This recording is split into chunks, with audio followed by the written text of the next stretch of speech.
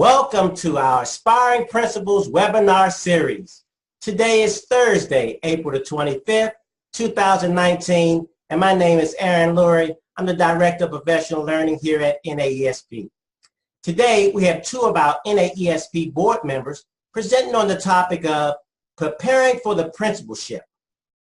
Our first speaker is Kimbrell Barbosa Lewis.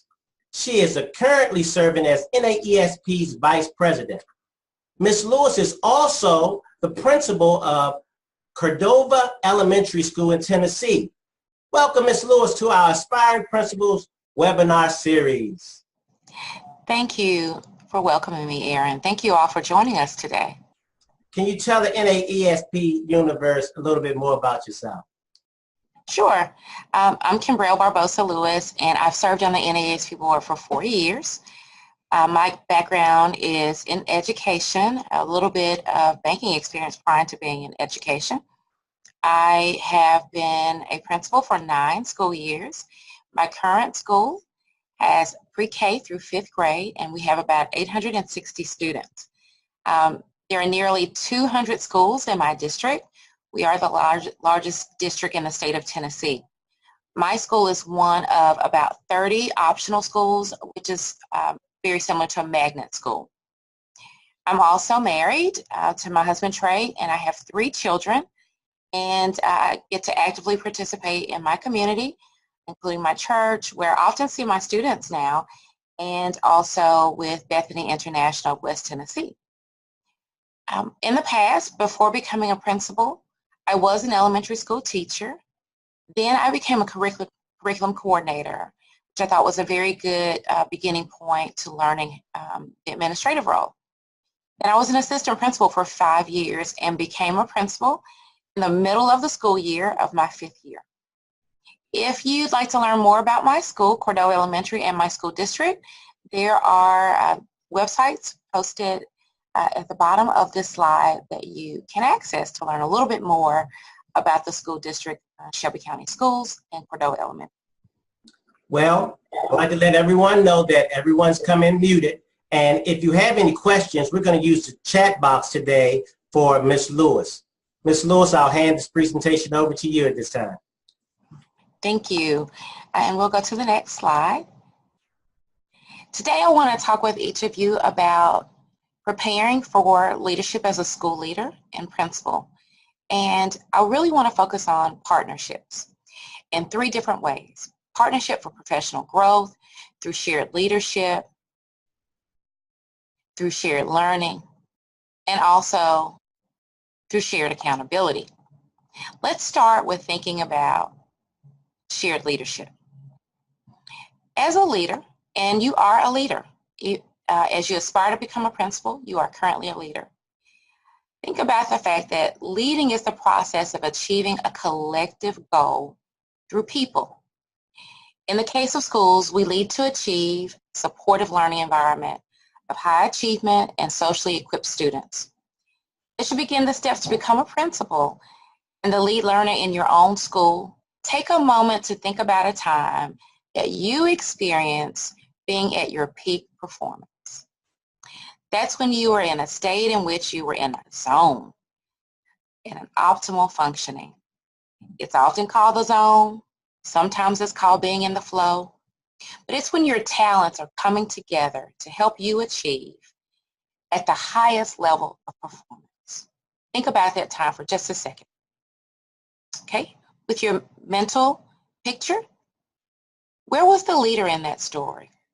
When you think about that time, often in those experiences of peak performance, there may not be a leader, at least not in the conventional sense. When we're thinking about seeking input and decision making, I recall a time when I heard the story of Phil Jackson and his discussion of coaching Kobe Jackson. Now, Kobe Bryant, I am not a huge basketball follower, but I definitely know who those 2 people are. Phil Jackson's thoughts were, I didn't dictate to him what he needed to do or what I needed.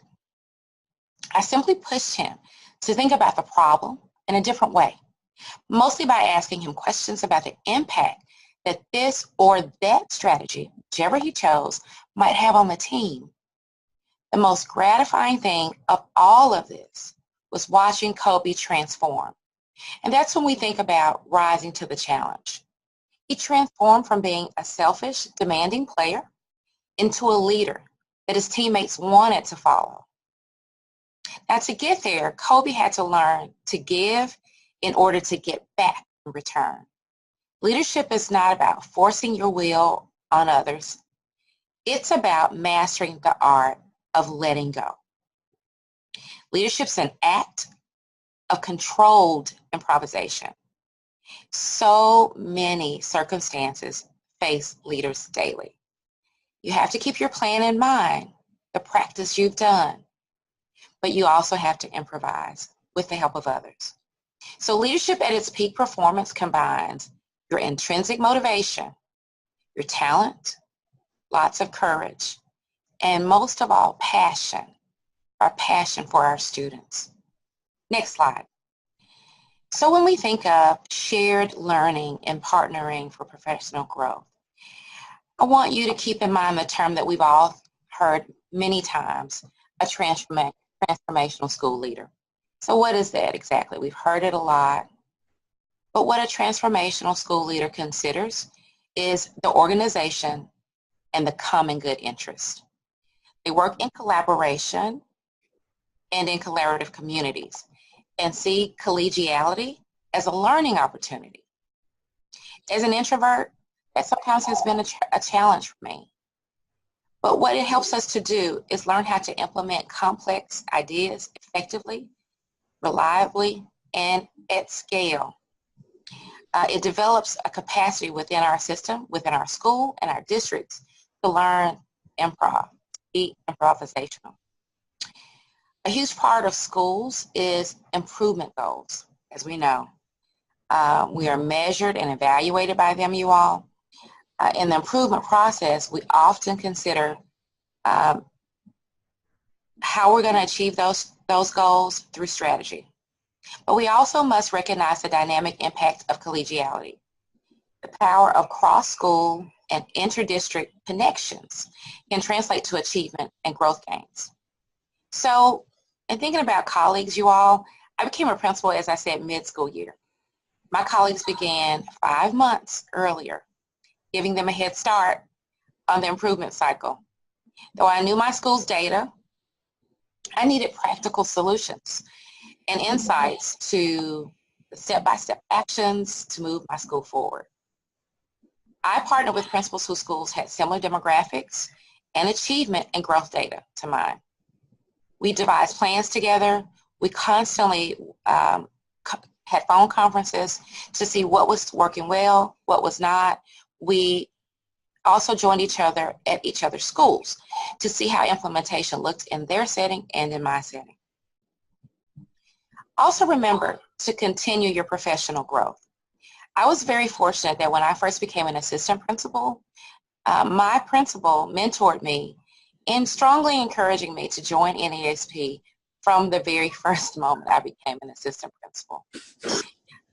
That's one way that I've grown to get to know others and work on the national level, just starting with one conference helping me to prepare for the state conference in my district that was going to be hosted by my district. But continue your professional growth in all types of manners. What you're doing today is professional growth. Attend webinars, read articles. They're all a part of what we do to learn and grow. Think outside the box also. We always think of the best way to become a principal. And that's really, really going to be even more challenging to figure that out. So what I want to do now is take a moment to ask questions. So we're going to go to the next slide. I had a question for you, Mr. Lewis. Yeah. Being a aspiring principal, are there any resources like a book that our listeners could actually read, or any type of strategies you would give if they were seeking to get into the principalship, but a little nervous about it, maybe being overwhelming. Is there anything that you recommend them to read? I know you said you had a mentor, but if they weren't in that position and they just jumping out the classroom and they want to go into leadership, is anything that you would recommend them to kind of research or do before they actually jumped into their role? That's a great question. There are lots of resources out there. I can tell you when I began as a principal, I used Leading Learning Communities as kind of a Bible, a resource that helped me, and NASP offers it, but it wasn't just because it was from NASP. What I learned was there are benchmarks in there and checkpoints that help me to know where I set goals at the beginning using that interactive resource, and there are checkpoints throughout the year to help you assess where you are in those goals that you've set. Okay. I also recommend that you participate in book studies in your district. So for example, we have book studies or books that we may target for our district. Leveraging leadership is one that our district started with a couple of years ago, and a new version has come out called Leveraging Leadership 2.0. Okay. And I would recommend that as well. I know we don't often use a disc anymore, but there's also a disc that has all of the handouts, all the surveys that are mentioned. Another thing I would share is I attended a couple of different writing workshops for leaders. Okay. And it really helped me to organize my writing as far as how I kept up with documents, how I responded to parents, how I categorize things on my PC. I keep everything in a specific order each year. And so that writing workshop really helped me to know how to stay organized with my new leading role. Great.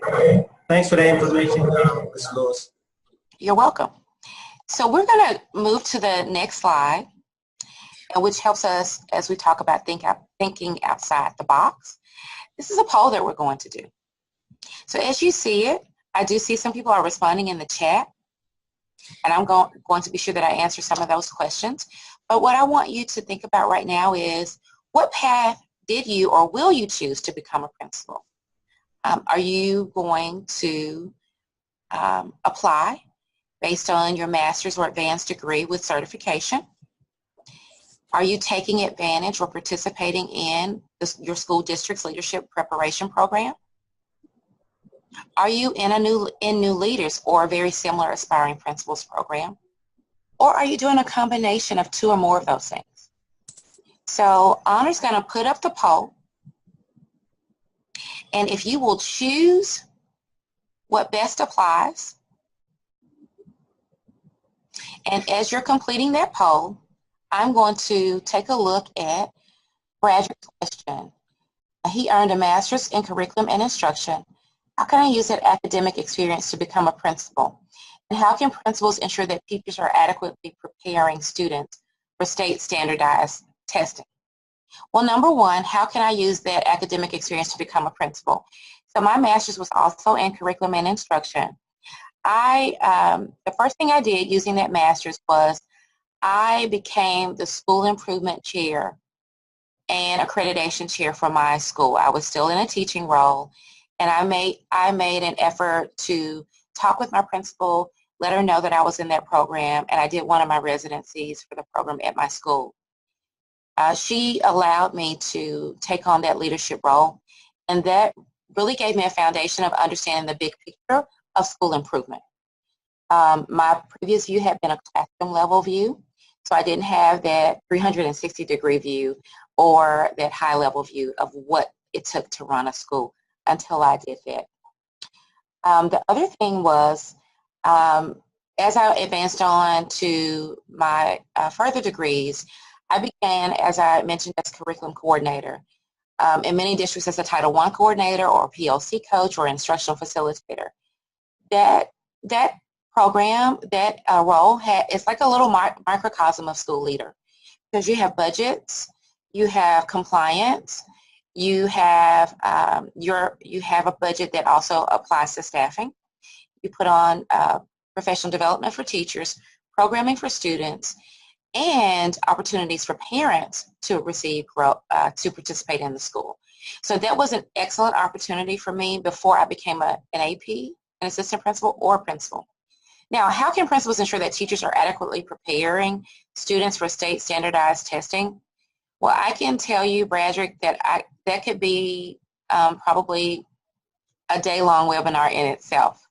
The quickest answer to that is start with the data.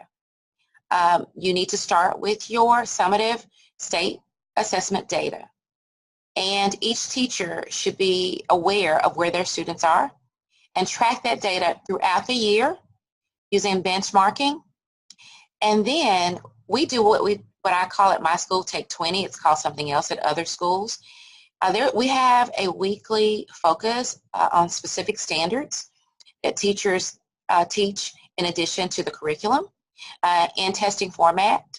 And it's a time to also use that information to help with common assessments. So they take common assessments weekly or biweekly, and that data is tracked as well. So that's helping students prepare.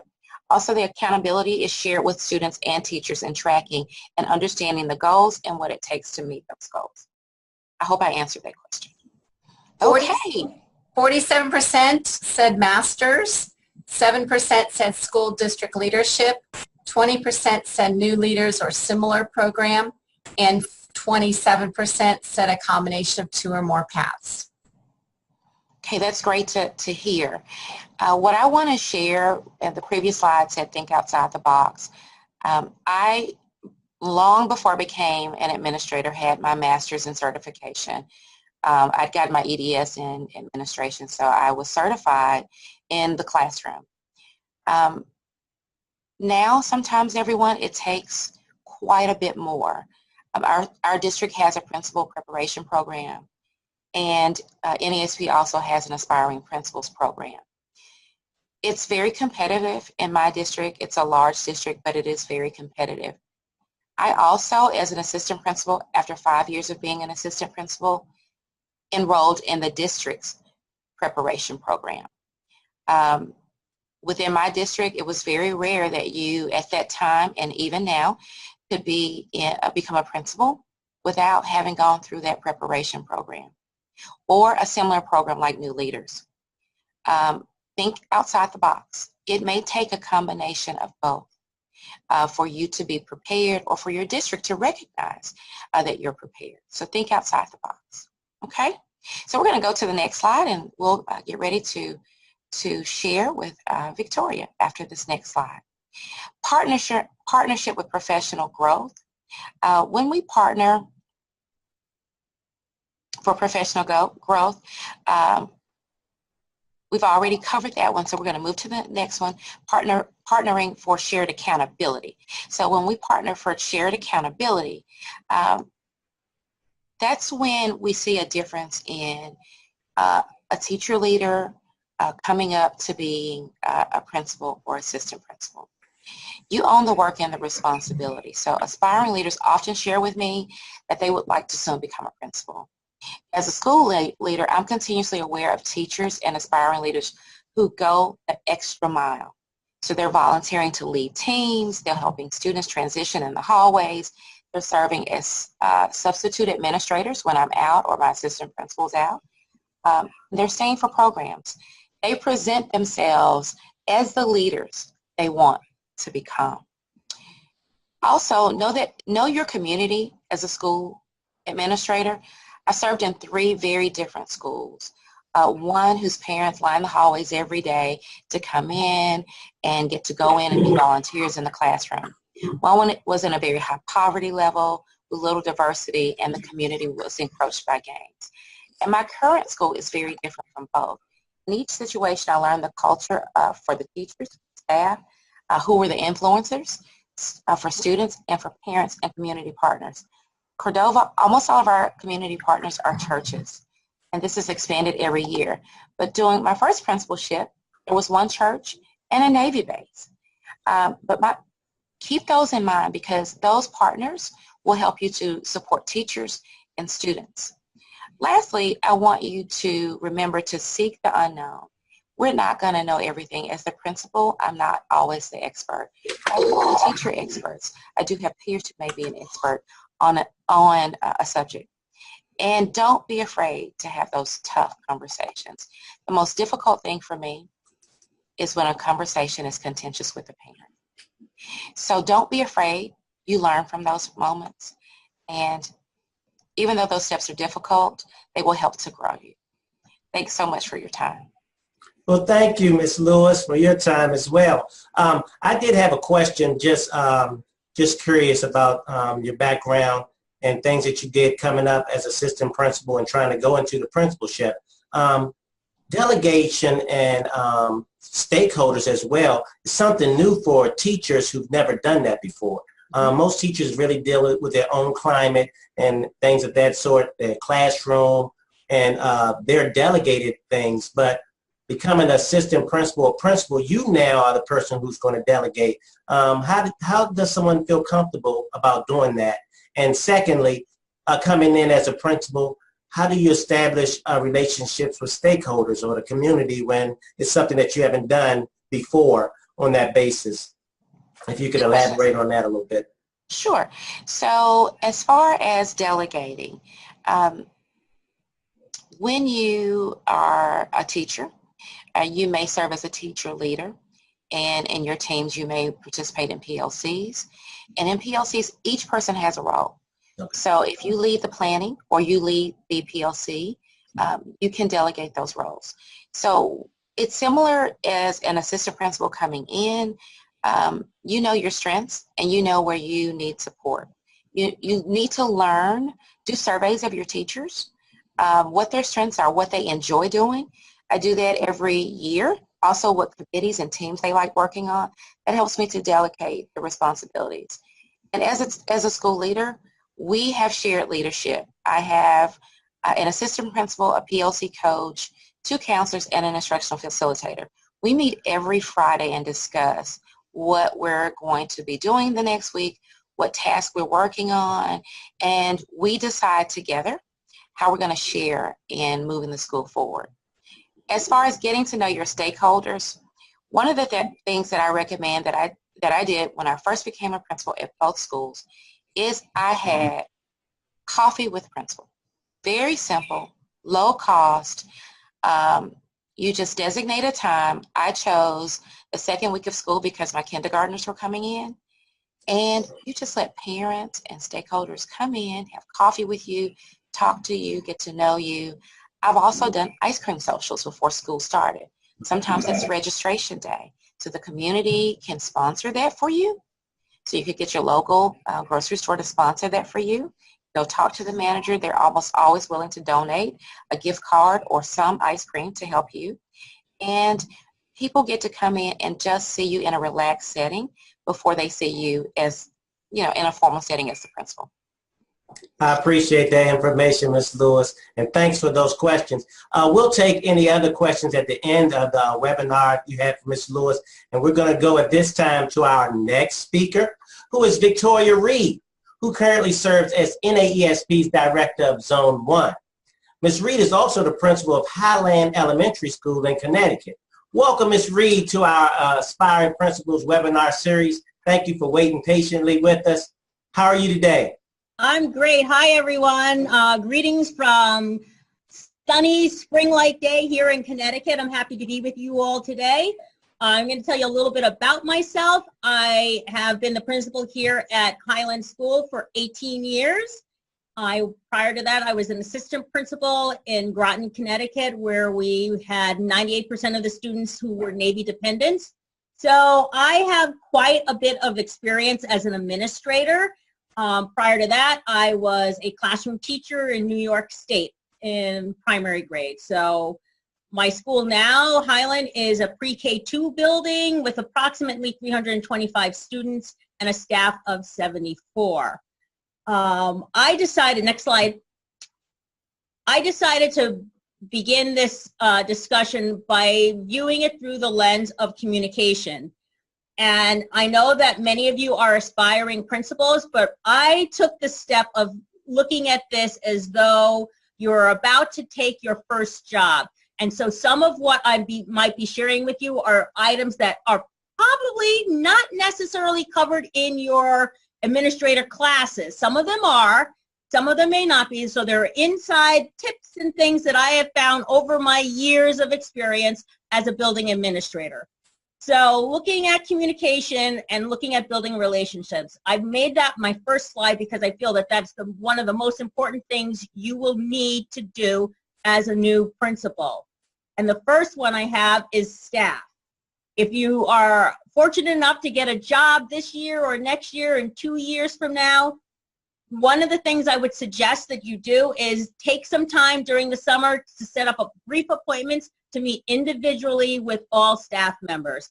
It's an opportunity for you to get to know them, to listen, hear what their concerns are, ask questions, take notes, don't make any promises, but listen to what they have to say. Find out what's working, what's not working, and some of those conversations will generate ideas for building goals that everyone can join around. Validate their opinions, listen, listen, listen. One thing I would ask everyone who's a new principal to think about is honoring the history of the building. Your veteran staff members are going to know that history pretty well. So you don't want to step on any landmines and forget about, oh, we had this special ceremony, we always do it every year, and you didn't know about it. So listen, talk to those veteran teachers, hear the history, and honor the history of the building. As you progress, you'll discover who your major players are, who are the leaders, who you can count on. But remember to be fair to all, because as a new principal, you don't want to start out by having people think that there's, you know, the principal's team and there's everybody else. So you need to be fair to all, be respectful, and willing to apologize if something is wrong. When you ask for forgiveness and being forgiven, that is a sign of strength, and it can lead to mutual respect.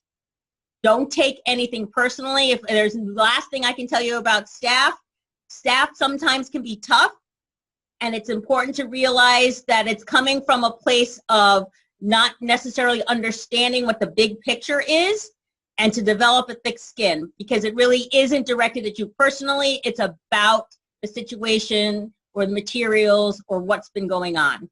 And that actually takes time. It doesn't happen right away. That you'll develop over time. In working with students, I would suggest getting to know the students right away. Meet them when they come off the bus. Go to the cafeteria. Go to the library. Go to the classrooms. Walk around the room as you would normally do anyway, but get to know the students. Ask them questions about projects. Ask them, as you develop your knowledge of the families in your building, you'll get to know about siblings, babies, pets. All of that is developing that rapport with the students and staff at your school, and building good communication skills with all of them, and having the students and staff see you as a member of the team, not someone who sits in a high office someplace else and doesn't know what's going on.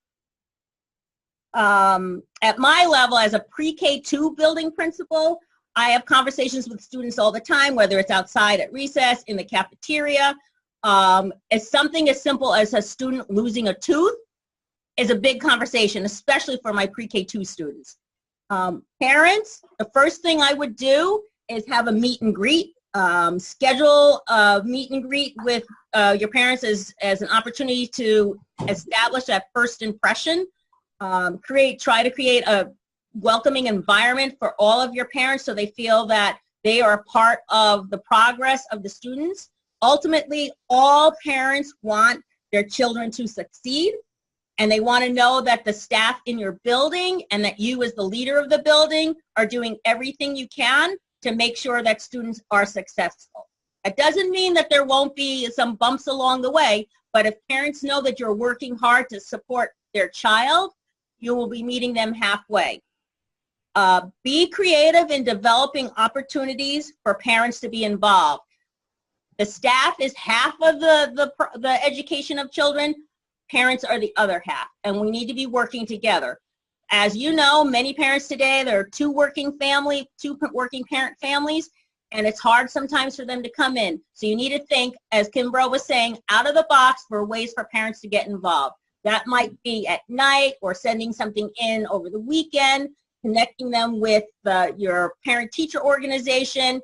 Any way that you can allow parents to come in and be a part of the school is very important in building that relationship. And lastly, if there are opportunities, and districts will vary across the country with this, if there are opportunities for parents to help in the decision-making process, and here in Connecticut, in my district, we have a parent-teacher advisory council. We meet every other month, and they are part of the decision-making process with what's going on in individual buildings. Parents like to have a voice, and they need to know that their concerns and voices are being heard, and if there's a vehicle for parents to participate in that, that would be great. And if you don't have one, if your district doesn't provide one, you could certainly start one. Let's see.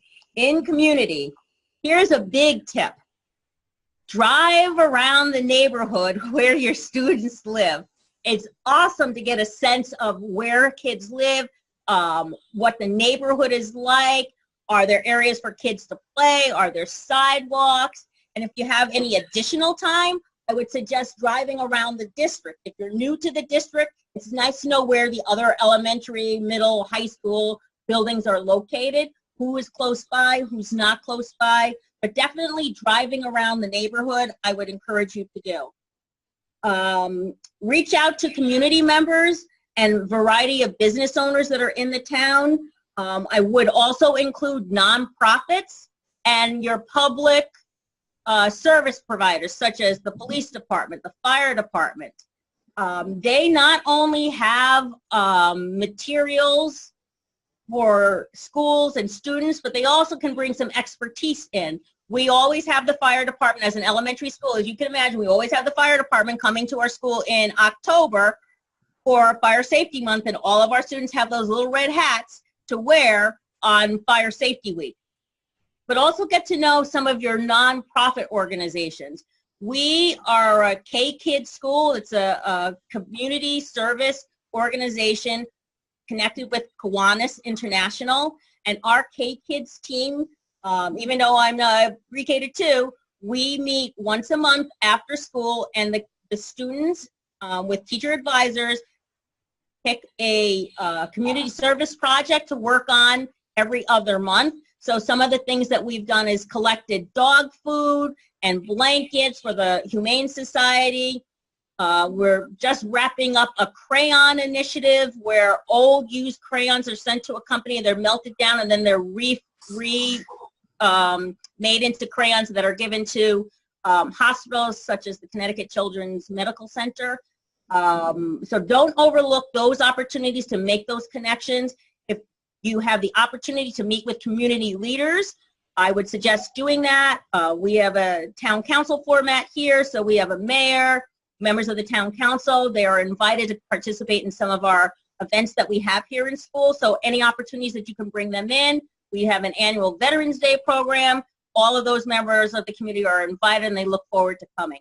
So reach out to the community. They have not only financial resources, but material and information to share.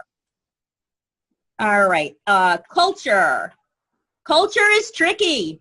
Culture is something that you'll be working on a lot, especially in the beginning. The culture, which most of you probably know this, is how you do things in the building. It's an unwritten, there are artifacts around, but it's something that's unwritten, but it's how things are done. So when you come in as the new building principal, that's one of the things you're going to want to get a handle on. What is the culture? How can you positively impact and influence teachers who will in turn positively influence students? Obviously, part of that culture is going to be high expectations for students, respecting diverse opinions, and making sure that it's a welcoming environment. Aaron, I see you're on. Yes. I had a question about culture as well. I know that that's something that principals have to focus on. Do you have any strategies that you do at your school to kind of make your climate more positive for new teachers coming in, because a new principal may get a lot of new teachers, first-year teachers, and they have to develop a climate that can be adaptive for them to feel comfortable in that culture. So did you have any strategies that you could share that you used to improve your culture at your school? Sure, yes. For new teachers, here in Connecticut, we have a team mentoring program that's organized by the state. So they're a brand new first and second year teacher are assigned a mentor who's gone through the state training. But if I have a new teacher who's new to the building, but maybe have 5 years under their belt, I will assign them an informal mentor with one of my other staff members from either another grade or within that same grade. And they will show them all of the nitty-gritty things, like I need to take a personal day. Where's the personal day form located? What's the procedure for lockdowns and fire drills? How do you handle this? That is their go-to person in addition to coming to see me. Great. Thanks so much. All right. Next slide. All right. So as a new or aspiring principal, you're going to be looking at instructional leadership as the core of what you do. So the first thing to do is to build a strong team. And with building a strong team, trust is key. Teachers and other staff members need to know that they trust that you are looking out for the best interest not only of them, but of the students, and that you will be working together to solve common problems. The big thing with trust is that it's a not I mentality, but a we mentality. You'll start by identifying what is uniting you, and then develop a set of norms that everyone can agree to on how the team is going to operate. And the one thing that you want to make sure is that the team, whoever the members are, there is some transparency, because you want the other members of the staff who may not be on the team aware that everything that's being done is visible and knowledgeable. The information is shared. It's not kept with one group of people. It's shared throughout the building, and everyone can have some say. But you do need a team to initially get started. The team will help you recognize and celebrate your accomplishments, and it's about uniting and motivating everyone. Creating a shared vision. This is something that takes time, because to create a vision for the building, especially the first year, you need to spend a year getting to know everything about the school, getting to know everything about the parents, students, the community members, all of those people. Once you do, the vision is unifying. It creates a purpose for how the building operates, what you're doing, that everything you do and plan for is connected to that vision. You model it as the leader, you model it for all stakeholders, and it shapes the direction of the school, your programs, and your plans. Be a lead learner. Let them see you learning. When there's professional development for teachers, sit in with them. Share ideas. Share information from your own professional development that would be important for teachers to know. That sends a message of collective responsibility and school pride. Bring in speakers and consultants for both the staff and the parents and learn alongside them. There's nothing more important than to see, for teachers and other staff members, to see you learning with them. And that really helps develop the team that we're all working together. And remember, when you're doing this learning with your staff, it's a continuous learning and it's a journey. And they will know that you are all about learning and growing, and that's continuous. Shared leadership. I know Kim Brell talked a little bit about that. I'm just going to say that as a building principal, you cannot do it all. Cultivate and develop lead teachers. Promote opportunities to support and promote teacher leaders. And think of it this way. Think about opportunities for teachers. You have two classroom teachers. One has a very good, strong strength in reading, and another has a strength in mathematics. Have them visit each other's classroom. If it's possible to provide coverage for that classroom, cover the classroom so the one teacher can go observe the other teacher. we have been able to do, we call them collegial visits here at our school, and it is actually part of our evaluation plan, and we have allowed teachers to visit, and it is one of the most popular items that we have available for staff, and they come away with great ideas, other ways of thinking about things, and they ask really good questions. And of course, part of that I'm going to get to in a minute is data, but they'll ask questions about the data. How did you decide that? What made your decision to do that lesson in that way? And the teachers will share the data. So that is one of the big things that we've done here that we're happy about. And there are other opportunities for teachers to be leaders. Any building-wide committees that you have, sharing information at staff meetings. So it doesn't have to be, I'm on the data team with the principal. It could be a literacy committee and teachers are in charge of that. I have teachers that are in charge of our safety patrol. So small steps. When teachers are ready, they can step up into the role of leadership when they feel they're ready. And data, I'm not going to spend too much time on that because I know you know a lot about data. Conversations with data can be tricky. Teachers and staff need to feel that they are not being judged, that the message that you want to send is that everyone is responsible for all students in the building, the progress of all students, not just the students in their classroom. And other sources of data that you need to consider besides assessment data would include attendance data, how many parents attend parent-teacher conferences. Those pieces of data, the qualitative and the quantitative data, are important to consider when you're making a whole picture of your school. Ultimately, the data is going to drive the direction of your building and may lead to change and promote solutions for improved results. And that's ultimately what this is all about. Okay. This is definitely for all of you aspiring and new principals. Join your state associations and NAESP. Your state associations will connect you with other principals, will provide you with opportunities for professional development. You'll meet colleagues. I can't stress enough the importance of being involved with both your state and national association. I have been involved with NAESP for 10 years, a member since 2001. So I have a long history of being involved, and it's allowed me to be connected with principals from across the United States. And today, with the technology that we have, like Google Hangouts and FaceTiming, you can meet other principals anywhere in the United States and connect with them. And obviously with social media, you can create your own little groups and chats, and it's great. And what's great about being involved, you hear what's happening, especially at the state level, you'll hear what's happening at your state, because your state association will be connected to what's happening at your state level as far as the State Board of Education. What are the new policies and procedures that are working through the legislature? What legislature? What do you think is going to be coming down? What is that impact going to be on actual elementary school principals?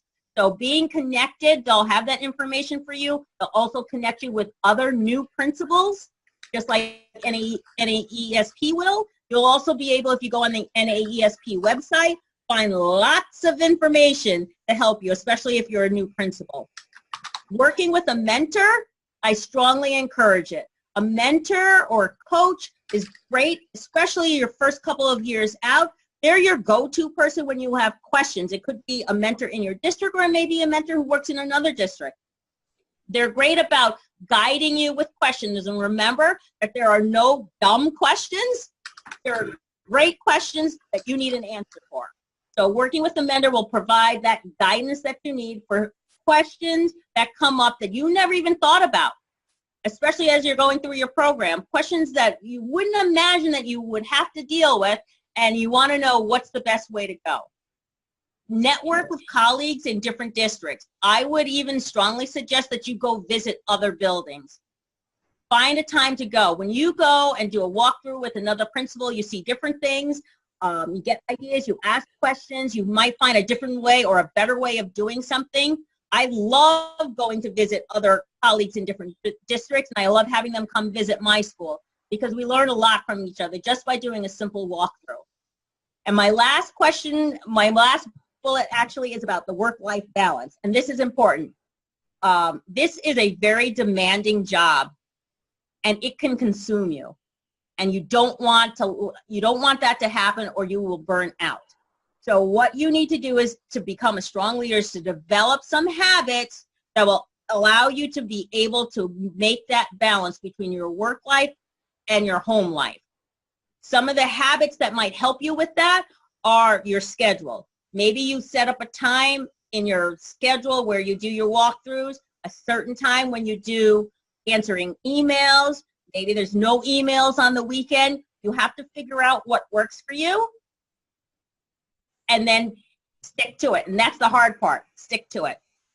The other thing I would suggest for a work-life balance is really getting to know your office staff. They are the gatekeepers for me.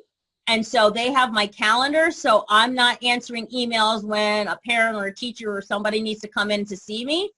They set up that calendar for me, and they manage that aspect for me. And I would also strongly ask you to consider delegating. If you can delegate work, delegate it. And then think about your mental and physical health.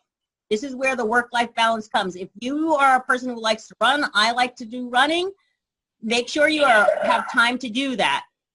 Schedule that, on your weekends, or if your job is to go running and you want to go running, say at 5 o'clock, make sure you're out of the school by 4:30. The building will still be there, the emails will still be there, but you need to be able to have a life and be able to enjoy coming to work every day. So working on the work-life balance will be very important, so you can still enjoy the job. Well, thank you, Ms. Reed. Are you done with your presentation? I just want to make sure. Yes. Yes. So I wanted Ms. Lewis to come back on as well. I had a question for both of you all as we go into the question box, the chat box, however. We had several questions from people, but the big question that I have is for those people aspiring to be principals. They've never dealt with their colleagues in an authoritative way. How would they deal with marginal teachers or teachers who are not compromising when they become a first-year principal? Can you, starting with Ms. Lewis, can you give us a few strategies how you dealt with the marginal teacher or the teacher who gave you some setback on the things that you wanted done? Well, this is a challenging area. Still challenges me. As we mentioned before, I always start with the data. And in doing informal and formal walkthroughs, sharing that information with them, giving them immediate feedback. If that doesn't work, I also had a coach to help them and support them, find out what they felt they needed support in, and start there. We also offered flex days, like on Tuesdays. We called them Teachable Tuesdays. Okay. After we gauged what teachers needed support in, we built a calendar for Teachable Tuesdays where they gave input on what they'd like to learn, or we asked them to go if we knew that was an area for growth for them. And they would go for just 30 minutes after school on Tuesdays and learn new instructional and technology strategies. Now, if all of that doesn't work, you all, and sometimes it doesn't, then you have to document your support. Okay. We have what we call progressive discipline. Sometimes you have to do a documented conference or documented counseling or reprimands when it shows that there is an impasse in doing what's best for children. Okay. We start with support. We build on what's needed. Thanks so much. And you, Ms. Reed? My thoughts are pretty similar. There's usually a level of intervention that is provided to the teacher. First, it would be, obviously, would be myself. And if I see there are areas of struggle, I would call that teacher in. We put some strategies into place.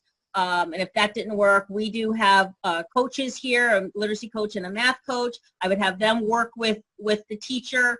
And then I would have our curriculum director would also be a part of that, at least as far as giving me additional strategies to support the teacher. Great. Well, we have several questions in the the chat box, and I'll get Honor to read them, and we'll get some feedback from both of you. We'll start with Ms. Lewis, and then we'll come back with Ms. Reed with the responses. Honor, you want to read one of the questions? Sure. Can you guys give us some give the audience some strategies that you have for balancing work and home? Both of you are busy, and I think that our audience would like to know, what strategies or recommendations you have on that. Okay. Ms. Lewis, I think you're mute, but you can answer that if you know how to balance work and home. Well, I will be very transparent with you all and say that is a tremendous growth area for me. Okay. But there are a couple of things that I will say that I ensure that I do. I no longer have work email on my cell phone. Okay. I did that at one point, and I was pretty much just jumping every few seconds because I was getting work emails all the time on my phone. So I do not put work email on my phone. I don't have it come through that way. At night, my phone at 10 o'clock goes on Do Not Disturb. Okay. Because also I was getting texts throughout the night from teachers just letting me know my child's sick and I'm not going to be able to come in. And I'm one of those people that can't go to sleep easily. So those two things kind of saved me a little bit of my normal stress and anxiety. But the other thing is I also share a lot with close friends and colleagues and my husband. So I seek support from them. Okay. A lot of my friends are also principals, and we spend time just kind of debriefing with each other. The other thing is I don't neglect the holidays. I don't neglect special occasions for my family. Those are the most important things to me, and I always honor them. So I always honor, even though I work year-round and I don't get the 2 weeks off for Christmas, I take vacation time to be with my children. And I try to always plan one trip during spring break or fall break. I can't always do both. And I always have a summer trip for my family. Even if I pay for my family to come with me to the NASB conference, I still take time out for them when it's evening or I stay an extra day. As far as day-to-day, I am awful at work-life balance. I rarely go to the gym, which is not good. I do read a lot. So when I'm stressed, I totally pull out the nonfiction. Okay. I also, I kind of will escape in just a rom-com, if I want to watch a movie or the Avengers are coming out this weekend, take the kids to the movie. That's the best that I can do at this time. Y'all, if you have any suggestions for me, I'll take your suggestions as well. All right, Ms. Reed, what you have for us? Well, I actually talked about that on my last slide. The other thing I would just say is that if you earn vacation days, take them. Okay. You might not get them back, and this job is demanding enough that everybody needs that time to unwind and recharge. And if you have the vacation days, take them. You won't get that time back with your family once it's gone. So, okay, great. Hannah, can we take another question? Sure. William asks about on the topic of handling parents. He says, in my limited experience, there are some parents who want to a certain result that may not be consistent with the district code of content, but instead meet their own agenda. They use the threat of going to the superintendent and even the media if their problem is not resolved the way they want. How do you handle those kinds of parents? All right. That's part of the job. You're going to always have parents that are very demanding. I have them come in, we meet with them, we try, if there is an issue or a situation, we try to resolve it at the building level. Obviously, the parents have the full right to take it out of the building if they feel that you are not solving or meeting their needs. But I would try to work very hard with the parent to come up with solutions. And then one of the things that you can't forget about doing is following up with the parent. If you meet with them, you come up with a plan.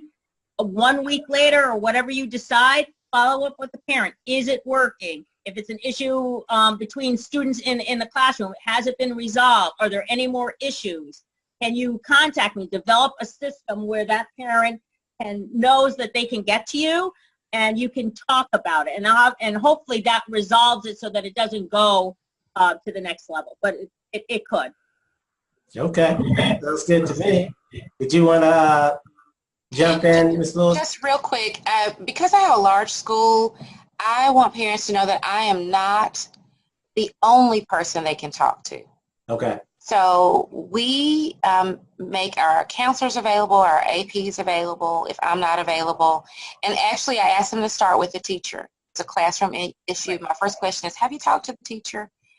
Because if the problem gets to me and they don't like what I've decided, then they will feel unsatisfied and they want to go above me, which I always tell them they have that right. But I want them to start with the person that's closest to problem. So if that's in the classroom, we start with the classroom. Okay. One last question.